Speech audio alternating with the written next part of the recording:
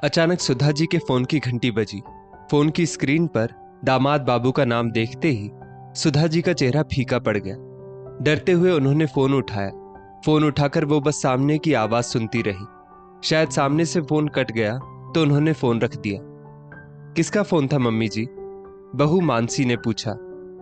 दामाद जी का था, बस ऐसे ही हालचाल पूछने को फोन लगा दिया था, सुधा जी ने नजरें चुराते हुए कहा। मानसी की शादी को अभी 6 महीने ही हुए थे। ससुराल में पति वैभव, सास ससुर और एक विवाहिता ननद कोमल थी। ननद की शादी को 2 साल हो चुके थे। मानसी इन 6 महीनों में इतना तो समझ ही चुकी थी कि कोमल के ससुराल वाले थोड़े तेज स्वभाव के हैं। मानसी, मानसी, यहां आओ। तभी मानसी का पति वैभव चिल्लाया। क्या हुआ? क्यों चिल्ला रहे हैं आप? देखो काम वाली ने क्या किया। ड्रेसिंग टेबल का मेरा सारा सामान यहां से वहां रख दिया। काम वाली से कैसे काम कराया जाता है ये तक नहीं आता तुम्हें, जाहिल औरत, वैभव चिल्लाया। इतनी छोटी सी बात के लिए आप इतना भला बुरा कैसे कह सकते हैं मुझे? एक बार को मैंने कहा ना, आगे से ध्यान रखूंगी, फिर भी जो मन में आया वो बोले जा रहे हो, मानसी ने भी गुस्से में कहा। छोटी सी बात थी लेकिन बहस ने उग्र रूप ले लिया था। दोनों पति पत्नी का मन खराब हो गया। वैभव ऑफिस चला गया और मानसी अपने कमरे में गुमसुम सी बैठ गई। दोपहर के 12 बजने को है। किसी को परवाह ही नहीं है कि दोपहर के खाने का भी इंतजाम करना है। बस आजकल की लड़कियों से बहस करवा लो, पता नहीं आज खाना नसीब होगा कि नहीं, सुधा जी ने सब्जी काटते काटते कहा। सुधा जी जोर जोर से बोल रही थी।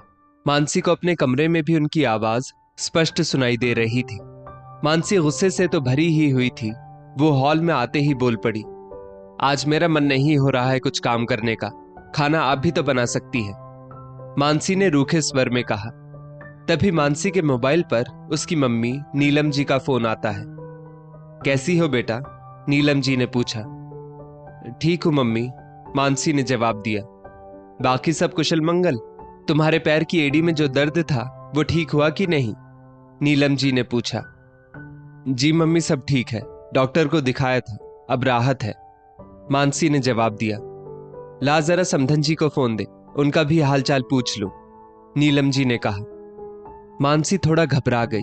उसे लगा उसकी सास उसकी मां से उसकी शिकायत करेंगी कि कितनी बदतमीज लड़की है, जरा भी संस्कार नहीं दिए, मम्मी को उल्टा सीधा बोलेंगी।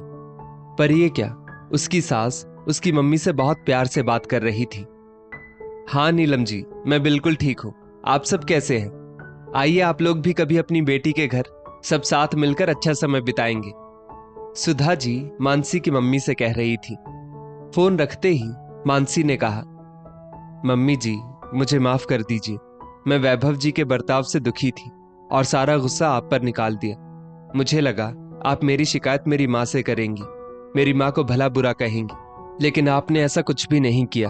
आप तो मेरी माँ से सहज रूप से अच्छे से बात कर रही थी, आपने मेरी जरा सी भी शिकायत नहीं की, मानसी ने कुछ सोचते हुए कहा। बहू, मेरा बेटा तनाव में था तो तुमसे उलझ पड़ा, फिर तुम दुखी होकर मुझसे उलझ पड़ी थी, इसमें तुम्हारी माँ की तो कोई गलती नहीं थी। हम घर में आपस में भले ही लड़े झगड़े, लेकिन घर की बात बाहर नहीं जानी चाहिए, और ये तो मामूली सी बात थी। देखना शाम तक वैभव का गुस्सा भी छूमंतर हो जाएगा और तुम भी नॉर्मल हो जाओगी। अगर मैं छोटी सी बात को बढ़ा चढ़ाकर शिकायत करती तो तुम्हारे माँ पापा कितना परेशान हो जाते, शायद खाना भी ठीक से नहीं खा पाते। घर की बातें घर में ही रहनी चाहिए, सुधा जी बोली। मम्मी जी आप कितनी समझदार हैं, मानसी ने कहा। हाँ बहू, मैं भी तो एक बेटी की माँ हूं, बेटी की माँ की मनोदशा को अच्छे से समझती हूँ। बेटी के ससुराल वालों का फोन आता है तो मन में थोड़ा डर तो लगता ही है कि कहीं ये शिकायती फोन तो नहीं, सब ठीक तो है ना, सुधा जी बोली। मम्मी जी आप इतने उदास स्वर में क्यों बोल रही हैं, मानसी ने पूछा। बहू, अब तुम भी इस घर की सदस्य हो, तुमसे क्या छुपाना। तुम्हारी ननद कोमल के ससुराल से छोटी छोटी बात को लेकर कभी उसकी सास तो कभी उसके पति का फोन आता है।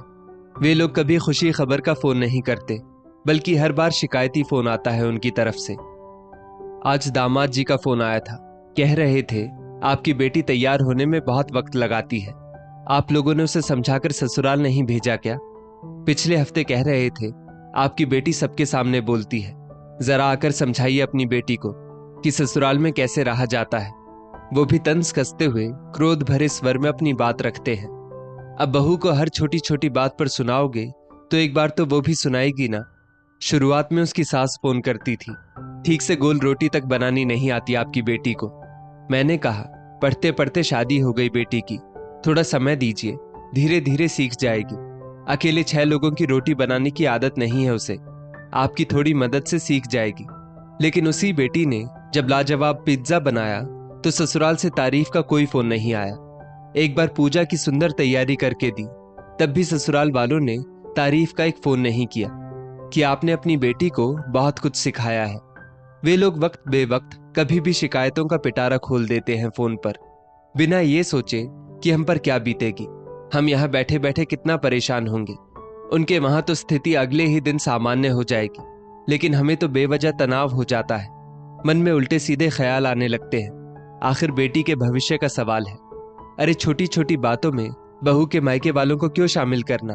गंभीर मसला हो तब तो ठीक है, लेकिन जरा जरा सी बात पर बहू के मायके वालों को परेशान करना ठीक नहीं है। ससुराल वालों को समझना होगा कि खुद आपस में बात करके आपसी समस्या को सुलझाएं। अपनी नोक झोंक को अपने तक ही सीमित रखना चाहिए। मानसी अपनी सास के विचारों से बहुत प्रभावित होती है। 2 दिन बाद फिर सुधा जी के दामाद का फोन ठीक रात के 8 बजे आता है, जबकि दामाद जी अच्छी तरह जानते थे कि ये समय सुधा जी के खाना खाने का होता है। सुधा जी पहला निवाला खाने वाली ही थी कि फोन बजता है। स्क्रीन पर दामाद जी का नाम देखा। सुधा जी का डर कर फिर कलेजा मुंह को आ गया, क्योंकि दामाद जी का कभी हालचाल पूछने के लिए फोन नहीं आता था, सिर्फ शिकायती फोन ही आता था। मम्मी जी आप खाना खा लीजिए, फिर कॉल बैक कर लीजिएगा, मानसी ने स्थिति को समझते हुए कहा। सुधा जी ने नाम में सिर हिलाकर दामाद जी का फोन उठा लिया। हेलो, आप लोग यहां आइए और अपनी बेटी को ले जाइए, दामाद जी ने हर बार की तरह गुस्से में कहा। जो भी हुआ हो यह आपका घरेलू मसला है, आप सब मिलकर उसे सुलझाएं। इसमें भी अगर कोई परेशानी है तो भेज दीजिए कोमल को यहाँ। अगर हम आपके घर आते हैं तो तब भी कहा जाएगा कि हम बेटी के घरेलू मामलों में हस्तक्षेप करते हैं। आप समझदार हैं, आपके माता पिता समझदार हैं, आपके और भी रिश्तेदार होंगे, आपस में मिलकर सब सुलझा लीजिए, सुधा जी ने स्पष्ट रूप से कहा। बात सिर्फ इतनी थी कि छत पर सूखे कपड़े कोमल ने लिए नहीं, क्योंकि उस वक्त पड़ोस की बहू किसी काम से उसके घर आ गई थी। कोमल की सास उस वक्त बाहर गई थी। वापस आकर बहू को गप्पे मारते देख गुस्से में खुद छत पर कपड़े लेने चली गई। इसी बात का राई का पहाड़ बना दिया कि बहू को घर के कामों से कोई मतलब नहीं। ऑफिस से आकर कोमल का पति भी माँ की बातों में आकर उस पर बरस पड़ा।